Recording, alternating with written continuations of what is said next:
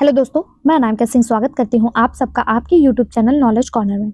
Friends, botany की इस class में जिसमें हम लोग प्लांट पैथोजन पढ़ रहे हैं, यानी कि पादपों में होने वाली बीमारियां पढ़ रहे हैं, जिसमें टोटल 85 क्वेश्चन है। अभी तक हम लोग जो है क्वेश्चन पढ़ चुके हैं 45। आगे की क्लास आज हम देखेंगे। आज जो है ये हमारा प्लांट पैथोजन के टॉपिक कंप्लीट हो जाएगा। इसके बाद हम लोग नेक्स्ट टॉपिक स्टार्ट करेंगे। अगर आप चैनल पे नए हैं तो प्लीज़ चैनल को सब्सक्राइब कर लीजिए, क्योंकि हमारे इसी चैनल पे जूलॉजी और बॉटनी के बहुत अच्छे PYQs अवेलेबल करवाए जा रहे हैं, और साथ ही साथ आपको शॉर्ट वीडियो के माध्यम से हर दिन करंट अफेयर का अपडेट भी चालू हो गया है, तो आप उसे भी देख सकते हैं। स्टार्ट करते हैं अपना क्वेश्चन। अगर आप चैनल पे नए हैं तो आगे बढ़ने से पहले चैनल को सब्सक्राइब जरूर कर लीजिए। पहला क्वेश्चन है, which of the following is used for the bio control of insect pets और क्रॉप्स? निम्नलिखित में से कौन फसलों के कीट रोगों के जैव नियंत्रण में प्रयुक्त होता है? बैसिलस सेप्टाइल्स, बैसिलस यूरिजेनेसिस, एग्रोबैक्टीरियम ट्यूमनिफेंसियस, या फिर जेंथोमोनास मालवेसिएरम? इसका सही जवाब हो जाएगा ऑप्शन बी, बैसिलस यूरिजेनेसिस। बैसिलस यूरिजेनेसिस जो है ये फसलों के कीट रोगों के जैव नियंत्रण के रूप में यूज किया जाता है। मिट्टी में रहने वाले जीवाणु आमतौर पर जैविक कीटनाशक के रूप में उपयोग किए जाते हैं, तथा बैसिलस यूरिजेनेसिस जो है ये रोगाणु कीटनाशक का स्रोत है। बैसिलस यूरिजेनेसिस, जिसे बीटी कहते हैं, ये एक टॉक्सिन बनाता है जो कुछ शाकाहारी कीड़ों के लिए घातक होते हैं। बीटी द्वारा उत्पादित टॉक्सिन का उपयोग सबसे पहले 1920 के दशक में किया गया था, एक कीटनाशक स्प्रे के रूप में और ऑर्गेनिक फार्मिंग के रूप में। ठीक है, सबसे पहले कब किया गया? 1920 में। इसे बीटी कहते हैं। ऑप्शन बी इसका सही जवाब हो जाएगा। अगला क्वेश्चन, लिंसीड पर कीट रोग का कारक क्या है? The rust disease of linseed is caused by melampsora, alternaria, taphrina, या फिर सार्कोस्पोरा? सही जवाब हो जाएगा इसका ऑप्शन ए, मिलेम्पसोरा लीनी। अलसी और अलसी के रस्ट रोग के लिए महत्वपूर्ण, मतलब अलसी के रस्ट रोग के लिए आर्थिक महत्व के होते हुए कई दशकों से विषाणु के आनुवंशिक अध्ययन के संबंध में मॉडल रस्ट प्रजाति रही है। मिलेम्पसोरा लीनी एक ऑटोसियस रस्ट है, क्योंकि यह अलसी के पौधों पर 4 लक्षण जैसे पिकनियल, एसियल, यूरेडियल और टेलियल में होता है। आमतौर पर पत्तियों पर बड़े नारंगी क्लोरोटिक क्षेत्रों से घिरे होते हैं। पत्तियां समय से पहले ही मर जाती हैं। इसी को लिंसीड रोग कहा जाता है। ऑप्शन ए इसका सही जवाब हो जाएगा। ये किसमें होता है? ये अलसी के पौधे पर देखने को मिलता है। ऑप्शन ए इसका सही जवाब हो जाएगा। अगला, निम्नलिखित युग्मों में से कौन सा सही सुमेलित नहीं है? पहला है पाइथियम, ये डंपिंग ऑफ डिजीज है, तो बिल्कुल सही जवाब है। पाइथियम जो है ये डंपिंग ऑफ डिजीज के रूप में कार्य करता है। दूसरा दिया है फ्यूजीरियम, ये वाइल्ड डिजीज है, यानी ग्लानी रोग है, ये भी सही है। अल्टरनेरिया शॉर्ट होल डिजीज यानी विस्फोट छिद्र रोग है, यही आपका गलत हो जाएगा। क्यों गलत हो जाएगा? क्योंकि अल्टरनेरिया सोलेनी आलू की अगैती अंगमारी के लिए जिम्मेदार होता है, शॉर्ट होल्ड रोग के लिए नहीं। शॉर्ट होल्ड रोग के लिए कौन जिम्मेदार होता है? तो शॉर्ट होल्ड रोग, या इसी को कोरिनियम ब्लाइट कहते हैं, ये कवक बिल्सनोमाइसिस कॉर्पोफिलस के कारण होता है। ठीक है, इसका सही जवाब ऑप्शन सी हो जाएगा। गलत होते हुए भी यही सही हो जाएगा, क्योंकि पूछा है कौन सा सही सुमेलित नहीं है। इसका PDF फ्री ऑफ कॉस्ट हमारे टेलीग्राम चैनल पे मिल जाएगा। टेलीग्राम चैनल का लिंक आप इसी वीडियो के डिस्क्रिप्शन बॉक्स से मिल जाएंगे। टेलीग्राम चैनल आपके लिए बहुत ज़्यादा महत्वपूर्ण है। क्यों? क्योंकि वहाँ पे PDF के साथ साथ कोई भी एग्जाम, चाहे BPSC TRE की बात करें, या फिर आप उत्तर प्रदेश में हो रहे किसी भी एग्जाम की बात करें, उसका कोई भी नोटिफिकेशन, कोई भी इंपॉर्टेंट नोटिस आती है तो सबसे पहले आपको टेलीग्राम चैनल पर प्रोवाइड करवा दिया जाता है। तो आप उसके लिए भी टेलीग्राम चैनल को ज्वाइन करके जरूर रखें। अगला क्वेश्चन है, which one of the following is not a antibiotic?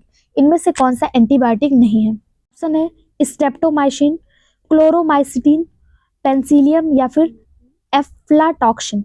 इसका सही जवाब हो जाएगा ऑप्शन डी, एफ्लाटॉक्सिन। एफ्लाटॉक्सिन जो है ये एक एंटीबायोटिक नहीं है, जबकि अगर बात करें स्ट्रेप्टोमाइसिन, क्लोरोमाइसिटिन और पेनिसिलियम की, ये तीनों एंटीबायोटिक के रूप में यूज होते हैं। एफ्लाटॉक्सिन है क्या? तो एफ्लाटॉक्सिन जो है ये सबसे शक्तिशाली जहरीला कार्सिनोजेन है। क्या है? कार्सिनोजेन है, जो एस्परजिलस फ्लेवस द्वारा निर्मित होता है। यह पशु और मानव दोनों के लिए हानिकारक होता है। अगर पूछा जाए एफ्लाटॉक्सिन से कौन सी बीमारी होती है, तो इससे लीवर कैंसर नामक बीमारी देखने को मिलती है। ऑप्शन डी इसका सही जवाब हो जाएगा। अगला क्वेश्चन, निम्नलिखित में से कौन सा युग्म सही सुमेलित है? यानी कि इसमें 3 गलत है, 1 सही है। अभी हम लोगों ने देखा था 3 सही था, 1 गलत था। नहीं का ध्यान देना है कि कहाँ पे पूछा जा रहा है, कौन सा सुमेलित है या कौन सा नहीं सुमेलित है, इस बात का आपको जरूर ध्यान देना है। पहला है early blight of potato. Early blight of potato colletotrichum falcatum के द्वारा होता है। अर्ली ब्लाइट ऑफ पोटैटो जो है इसके लिए अल्टरनेरिया सोलेनी जिम्मेदार है, अभी हम लोग पढ़े थे। Black rust of wheat, black rust of wheat के लिए कौन जिम्मेदार है? तो इसके लिए पक्सेनिया ग्रामिनीस जिम्मेदार है। व्हाइट रस्ट ऑफ ब्रेसिका, इसके लिए एल्विगो जिम्मेदार है, एल्विगो कैंडिडा। और लीफ कर्ल ऑफ पेच के लिए टेफ्राइना डिफॉर्मेंस जिम्मेदार है। ये बिल्कुल सही है, ऑप्शन डी इसका सही जवाब हो जाएगा। आड़ू के लिए जो मतलब पीच यानी आड़ू होता है ना, इसके रोग पत्ती कर्ल के लिए टेफ्राइना डिफॉर्मेंस जिम्मेदार है। ऑप्शन डी इसका सही जवाब। अगला question, the disease ergot of rye is caused by, ergot of rye रोग के लिए कौन जिम्मेदार है? Option puccinia graminis. तो पैक्सीनिया ग्रामिनीस अभी हम लोगों ने देखा, ये ब्लैक रस्ट ऑफ व्हीट के लिए जिम्मेदार है। इसका सही जवाब ऑप्शन सी हो जाएगा, क्लेविसेप्स परप्यूरिया। सी इसका सही जवाब हो जाएगा। राई को प्रभावित कौन करता है? Claviceps purpurea. ठीक है, अगला क्वेश्चन, ऐसा अतिपेय पादप जो रोगाणु के संक्रमण को पूर्णतः रोक लेता है क्या कहलाता है?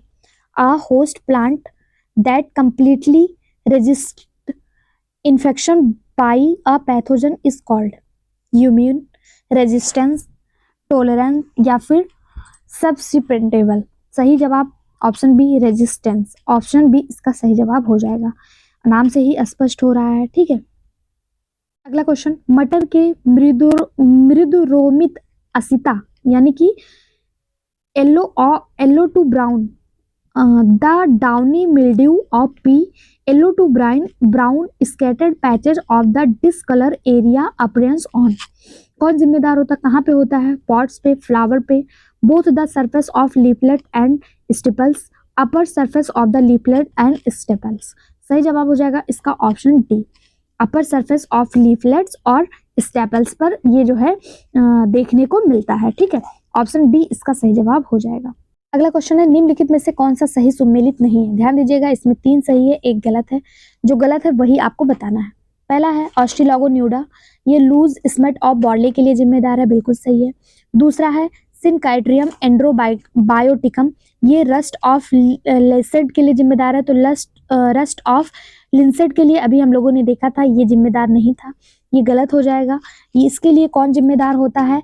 मेलमोस्पोरा लिनी होता है रस्ट ऑफ लिंसेट के लिए, तो ये गलत हो जाएगा। ठीक है, बाकी अगर ये गलत है तो यही आपका सही हो जाएगा, बाकी सब मतलब सही सुमेलित नहीं है, तो ऑप्शन बी ही इसका सही सुमेलित नहीं है। बाकी देख लेते हैं, स्क्लेरोस्पोरा ग्रामिनिकोला, ये ग्रीन ईयर डिजीज ऑफ बाजरा के लिए जिम्मेदार है। और ऑस्ट्रिलागो ट्रिकाई, ये गेहूं की ढीली स्मट यानी लॉस स्मट ऑफ व्हीट के लिए जिम्मेदार है। जो गलत है वो ऑप्शन बी है, गलत होते हुए भी यही सही हो जाएगा क्योंकि पूछा कौन सा सही नहीं है। अगला है wilt of arhar is caused by, अरहर का मुरझाना किसके कारण होता है? ऑप्शन दिया है पक्शिनिया ग्रामिनीस, तो बिल्कुल नहीं। ऑस्ट्रिलोगोमेडिस, बिल्कुल नहीं। फ्यूजेरियम ऑक्सीस्पोरा, यही बिल्कुल सही जवाब हो जाएगा। अरहर का मुरझाना फ्यूजेरियम ऑक्सीस्पोरा के कारण होता है, ऑप्शन सी इसका सही जवाब हो जाएगा। ठीक है, अगला क्वेश्चन, निम्नलिखित में से कौन सा एक कवकनाशी है? Which one of the following is a fungicide? Option BHC, bordeaux mixture, 2,4-D, DDT। सही जवाब हो जाएगा इसका option B, bordeaux mixture. Bordeaux mixture एक प्रभावी कवकनाशी है। यह जो है 10:100 के अनुपात में कॉपर सल्फेट यानी 10% कॉपर सल्फेट, 10% चूना और 100% पानी का मिश्रण से ये तैयार किया जाता है, इसे बॉर्डियक्स मिक्सचर कहते हैं। इसमें क्या क्या रहता है? कॉपर सल्फेट, चूना और पानी। ठीक है, ये जो है कवकनाशी होता है। ठीक, ऑप्शन डी इसका सही जवाब हो जाएगा। अगला क्वेश्चन, मृत ऊतक क्षयी क्षेत्रों का दिखना सामान्य लक्षण होता है न्यूनता का, किसकी कमी से जो है मृत ऊतक क्षयी क्षेत्र जो है वो दिखते हैं? Appearance of dead necrotic area, किसकी कमी से होगा? पोटेशियम, कैल्शियम और मैग्नीशियम, या फिर पोटेशियम, कैल्शियम और सल्फर, पोटेशियम, कैल्शियम या कैल्शियम मैग्नीशियम।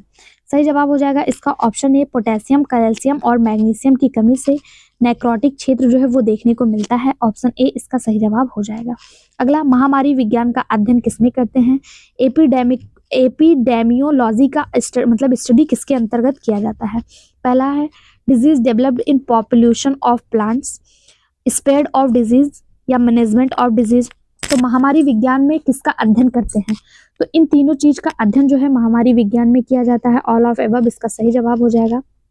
महामारी विज्ञान क्या है?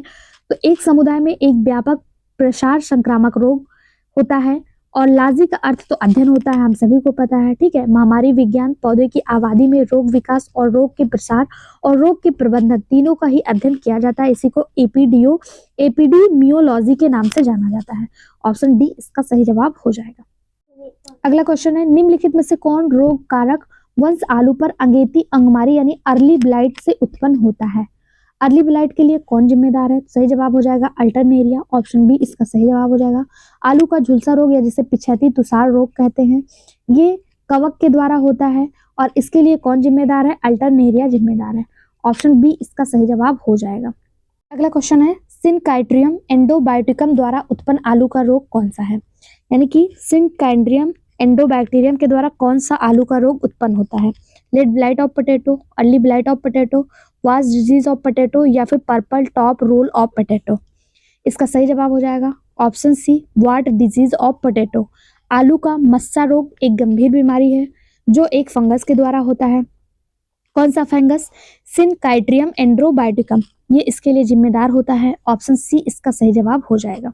क्वेश्चन आप देख सकते हैं, यूपीपीसीएस 97, 98, 2003, 2004 और इसके बाद पीजीटी बायोलॉजी 2010 में आया है।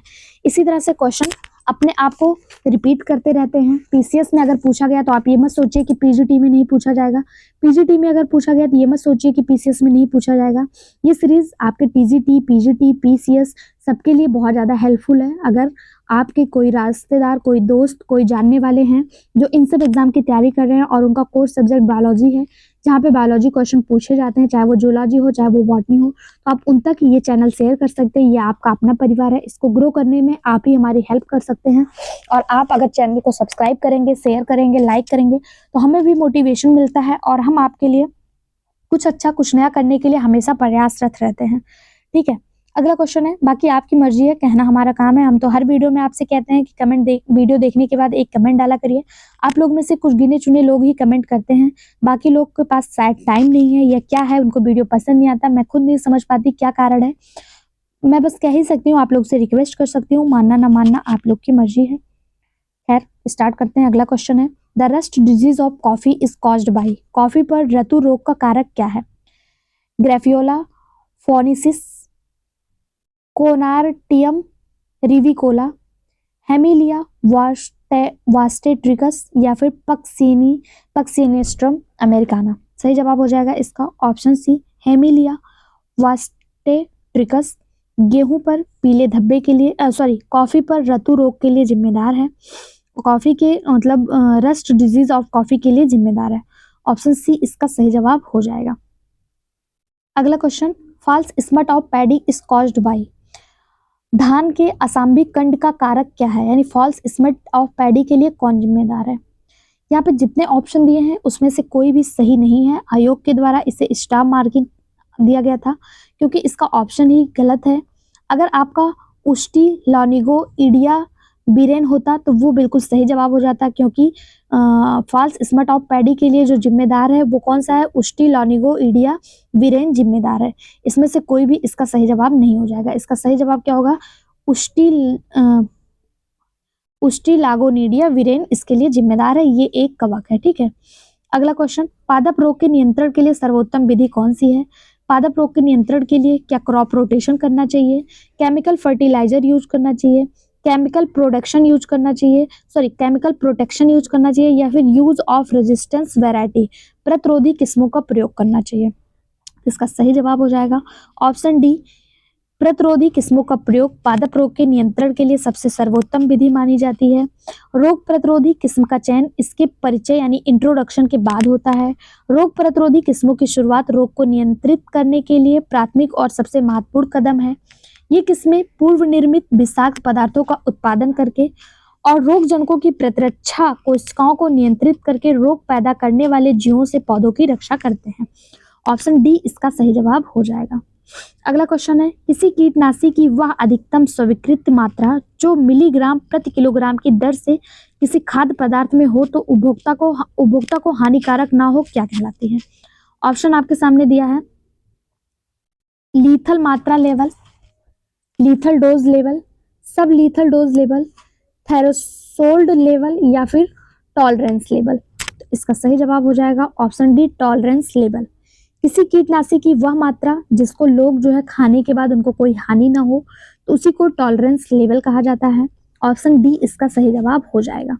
ठीक है, लीथल मात्रा क्या है? तो लीथल मात्रा स्तर एक कीटनाशी या फिर कोई कारक या फिर दवा की मात्रा को अगर किसी जंतु या पौधे को दी जाती है और वह घातक साबित हो जाता है तो वो लीथल कहलाता है, और घातक साबित ना हो तो वो टॉलरेंस लेवल कहलाता है। टॉलरेंस यानी जब तक बर्दाश्त हो, टॉलरेंस का मतलब ही वही होता है सहनशीलता से, तो टॉलरेंस लेवल कहलाता है। अगला क्वेश्चन, निम्नलिखित में से कौन सा एक वाष्पशील मृदा उपचारक रसायन नहीं है? ध्यान दीजिएगा, यहाँ पे पूछा कौन सा नहीं है। ऑप्शन है नाइट्रोबेंजीन, क्लोरोपिक्रिन, मिथाइल ब्रोमाइड या फिर वापम। सही जवाब ऑप्शन डी, वापम। वापम एक सुप्रसिद्ध धूमक यानी फ्यूमिगेंट है जो लंबी अवधि की फसलों में उत्पन्न कीटों को नष्ट करने के लिए फसल रोपण से पहले प्रयोग किया जाता है। वापम कुछ खरपतवार, मिट्टी जनित कवक रोग, सूत्रकृमि और कीटों के नियंत्रण या दमन के लिए भी प्रभावकारी फ्यूमिगेंट है। ये वाष्पशील केमिकल नहीं है। ठीक है, सही जवाब ऑप्शन डी। अगला क्वेश्चन, निम्नलिखित में से कौन सा कीटनाशी जीवों द्वारा उत्पन्न नहीं है? पायरेथ्रम, एजोडीरैक्टिन, बीटी टॉक्सिन या फिर मैलाथियन। सही जवाब ऑप्शन डी, मैलाथियन। मैलाथियन एक जैविक उत्पादन नहीं होता है। मैलाथियन एक आर्गेनोफॉस्फेट कीटनाशक है जो एक एसिटाइल कोलिनेस्टर अवरोधक के रूप में कार्य करता है। इसका उपयोग मच्छरों को और विभिन्न प्रकार के कीड़ों को जो फसलों और सब्जियों पर लगते हैं उनको नियंत्रित करने के लिए किया जाता है। ऑप्शन डी इसका सही जवाब हो जाएगा। अगला क्वेश्चन, निम्नलिखित में से कौन सा एक वाराइड जनित रोग है? कौन सा वह बीमारी है जो वाराइड के द्वारा होता है? पहला है potato leaf roll, citrus tristeza, potato aucuba mosaic या पोटैटो स्पिंडल ट्यूबर। सही जवाब हो जाएगा option D, potato spindle tuber. ये एक वाराइड रोग है, PSTVD इस तरह से इसको लिखा जाता है। पोटैटो स्पिंडल ट्यूबर वाराइड्स जाति का एक रोग है। ये छोटा गोलाकार RNA अणु है। ठीक है, इसका सही जवाब ऑप्शन डी हो जाएगा। ये आलू और टमाटर दोनों में लगने वाला रोग है। अगला क्वेश्चन, निम्नलिखित में से कौन सा जीवाणुविक रोग है यानी कौन सा बैक्टीरियल डिजीज है? ऑप्शन आपके सामने है, एक मिनट। क्रूसीफेरी का क्लब रूट रोग यानी club root disease of Cruciferae, angular leaf spot disease of cotton, leaf spot disease of turmeric या फिर वाइल्ड डिजीज ऑफ टोमेटो। कौन सा जो है इसमें से बैक्टीरियल डिजीज है? तो इसका सही जवाब हो जाएगा option B, angular leaf spot disease of cotton. ये कैसा है? तो ये बैक्टीरियल डिजीज है। कौन सी बैक्टीरिया जिम्मेदार है?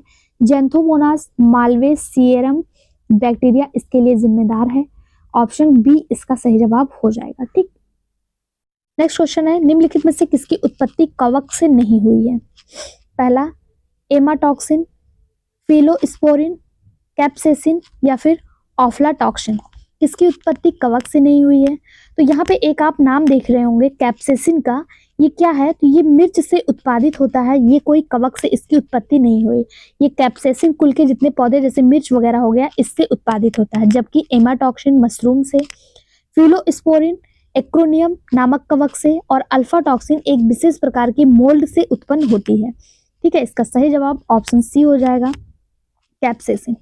निम्नलिखित में से कौन खेती वाले पौधों में स्मट रोग का कारण बनता है? पक्सिनिया, म्यूकर, ऑस्ट्रीलागो या फिर अगैरिकस। कौन सा खेती वाले पौधों में जो है यानी कल्टीवेशन प्लांट में स्मट का कारण बनता है? तो सही जवाब हो जाएगा ऑप्शन सी ऑस्ट्रीलागो। ऑस्ट्रीलागो स्पीसीज विभिन्न पौधों में स्मट रोग का कारक बनते हैं।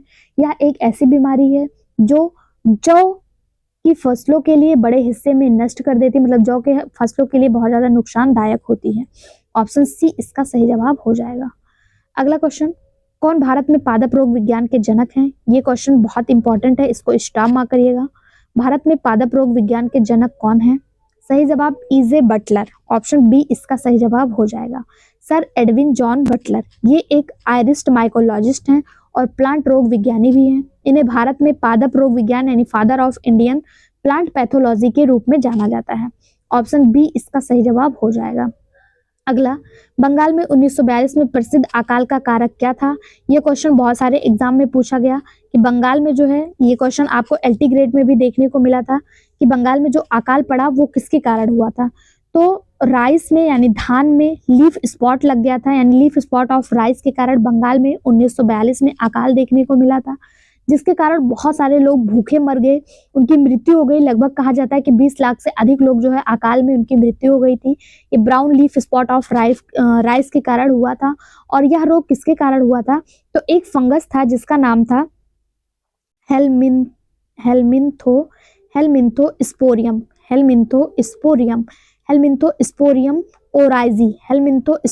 ओराइजी नामक फंगस के कारण बंगाल में 1942 में अकाल पड़ा था, जिसकी वजह से लगभग 20 लाख लोगों की मृत्यु हो गई थी। इससे हुआ क्या था? तो इससे brown leaf spot of rice में पड़ गया था, जिससे धान की पैदावार नहीं हो पाई थी और अकाल देखने को मिला था। ये स्टार मार्क क्वेश्चन करिएगा, बहुत ज्यादा इंपॉर्टेंट क्वेश्चन है। अगला क्वेश्चन है, Khaira disease of paddy is caused bye. धान का खैरा रोग होता है, धान का खैरा रोग किसके कारण होता है? तो जिंक की कमी के कारण धान में खैरा डिजीज देखने को मिलता है। ऑप्शन डी इसका सही जवाब हो जाएगा। ये छोटे पैचेस के रूप में मौजूद होते हैं, इसमें पत्तियां फीकी पड़ जाती हैं, पौधे की वृद्धि रुक जाती है। ठीक है, ऑप्शन डी इसका सही जवाब हो जाएगा। अगला क्वेश्चन, वह घटक जो अधिकांश अकार्बनिक कवकनाशियों में पाया जाता है वो कौन सा है? जो अधिकांश अकार्बनिक यानी इनऑर्गेनिक फंगीसाइड्स में देखने को मिलता है। Sulphur, magnesium sulphate, ferric chloride या फिर कॉपर सल्फेट। सही जवाब हो जाएगा इसका ऑप्शन ए सल्फर। सल्फर वह महत्वपूर्ण घटक है जो लगभग इनऑर्गेनिक फंगीसाइड में देखने को मिलता है। मौलिक सल्फर का उपयोग शुष्क और गीला दोनों रूप में किया जाता है। सल्फर धूल विशेष रूप से खस्ता फफूंदी के खिलाफ प्रयोग किया जाता है। ठीक है, ऑप्शन ए इसका सही जवाब हो जाएगा। अगला, टमाटर के विल्ट रोग का कारक क्या है? यानी कि disease of tomato is caused bye wilt disease. Wilt disease of tomato किसके कारण होता है? अल्टरलेनिया सोलेनाई, फ्यूजेरियम ऑक्सीस्पोरियम। यही बिल्कुल सही जवाब हो जाएगा, ऑप्शन बी फ्यूजेरियम ऑक्सीस्पोरियम के कारण टमाटर में बिल्ट रोग देखने को मिलता है। यह टमाटर के मुरझाने के लिए जिम्मेदार होता है।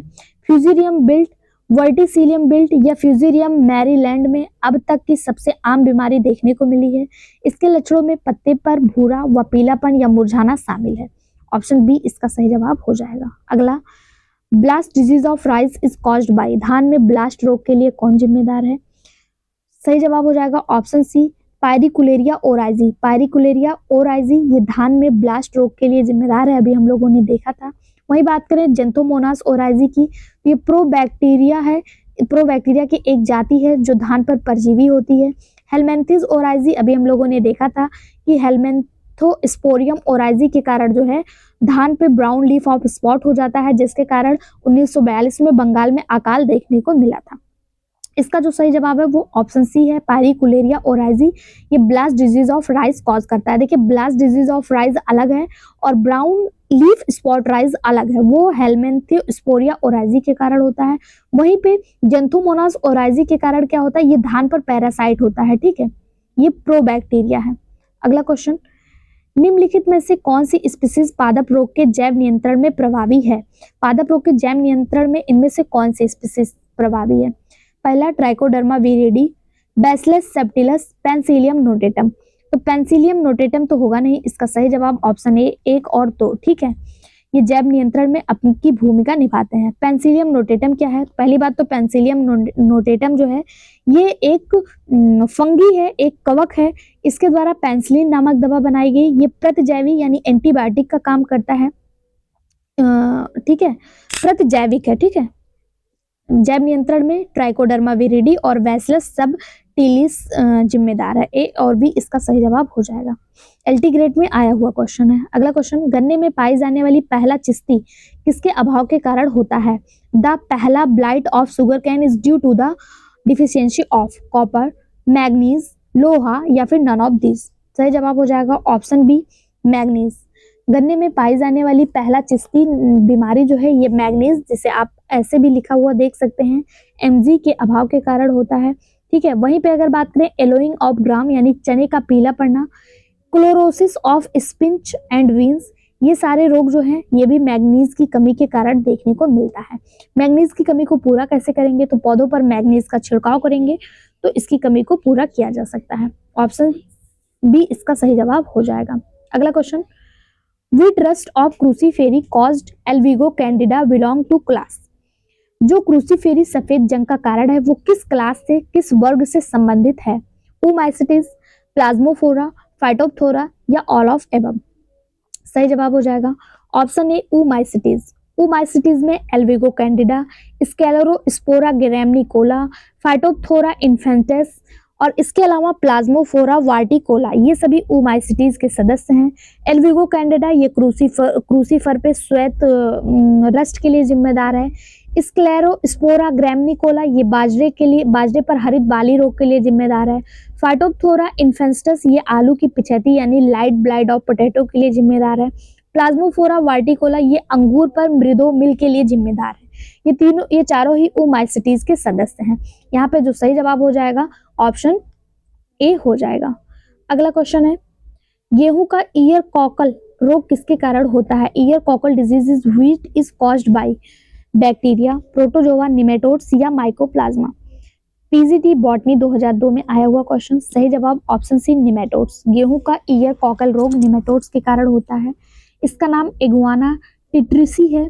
इसकी लंबाई 3 से 5 मीटर होती है, ठीक। इसका सही जवाब ऑप्शन सी हो जाएगा। इसका पीडीएफ फ्री ऑफ कॉस्ट हमारे टेलीग्राम चैनल पे मिल जाएगा। टेलीग्राम चैनल का लिंक इसी वीडियो के डिस्क्रिप्शन बॉक्स में मिल जाएगा, उसको भी जरूर ज्वाइन करें। अगला क्वेश्चन, मलेरिया ठीक करने वाली दवा कौन सी है? कहाँ से प्राप्त होती है? तो मलेरिया ठीक करने वाली दवा सिंकोना की छाल से यानी सिंकोना बार्क से प्राप्त होती है। ये दवा कौन होती है? तो कुकैन नाम से बनती है ये दवा, कुकैन। ऑप्शन ए इसका सही जवाब हो जाएगा, ठीक है। अगला क्वेश्चन एलटी ग्रेड बायोलॉजी 2015 में आया हुआ है। Which of the following is a herbicides? निम्नलिखित में से कौन एक खरपतवार नाशी है? तो यहाँ पे आप लोग को खरपतवार नाशी के रूप में 2,4-D ये बहुत ज़्यादा यूज करने वाला हर्बिसाइड्स है। इसका पूरा नाम डाइक्लोरोफिनॉक्सी एसिटिलिक एसिड होता है। क्या है? Dichlorophenoxy acetylic acid. Dichlorophenoxy acetic acid इसका पूरा नाम है। ये एक कार्बनिक यौगिक है और ये खरपतवार नाशी यानी हर्बिसाइड्स के रूप में यूज किया जाता है। ऑप्शन सी इसका सही जवाब हो जाएगा। कहीं कहीं इसका फुल फॉर्म भी पूछ लेता है, इसलिए फुल फॉर्म भी मैंने डिस्कस कर दिया। अगला question, tikka disease of groundnut is caused bye. मूंगफली में टिक्का रोग का कारक क्या है? फ्यूजेरियम, कोलेटोट्राइकम, अल्टरनेरिया या फिर स्कारोस्पोरा। सही जवाब हो जाएगा इसका ऑप्शन डी सर्कोस्पोरा। सर्कोस्पोरा जो है ये मूंगफली के टिक्का रोग के लिए जिम्मेदार है। यहाँ पे थोड़ा सा ब्लर हो गया, मतलब मिसप्रिंट हो गई है, तो इसलिए समझ में नहीं आ रहा था क्या लिखा है, ठीक है। सर्कोस्पोरा जो है ये मूंगफली में टिक्का रोग के लिए जिम्मेदार है। ऑप्शन डी इसका सही जवाब हो जाएगा। इसके अलावा अगर हम बात करें फ्यूजेरियम की, फ्यूजेरियम, अल्टरनेरिया सोलेनी जो है ये अर्ली ब्लाइट ऑफ पोटैटो के लिए जिम्मेदार है। और कोलेटोट्राइकम जो है, कोलेटोट्राइकम ये red rot of sugar cane के लिए जिम्मेदार है, ठीक है। आपसे आज का होमवर्क क्वेश्चन, फ्यूजेरियम ये किसके लिए जिम्मेदार है? मैंने बहुत बार बताया। अगर आप में से किसी को भी याद आ रहा हो कि फ्यूजेरियम किसके लिए जिम्मेदार है, कमेंट बॉक्स में जरूर बताइएगा। वीडियो कैसा लगा कमेंट बॉक्स में जरूर टाइप करें। 85 क्वेश्चन यहाँ पे प्लांट पैथोजन के कंप्लीट होते हैं।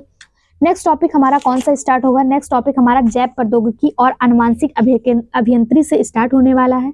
आप लोग वीडियोस पर अगर चैनल पे नए हैं तो सब्सक्राइब कर लीजिए, वीडियो को लाइक करिए और सभी दोस्तों के साथ जरूर शेयर करिए। Thank you.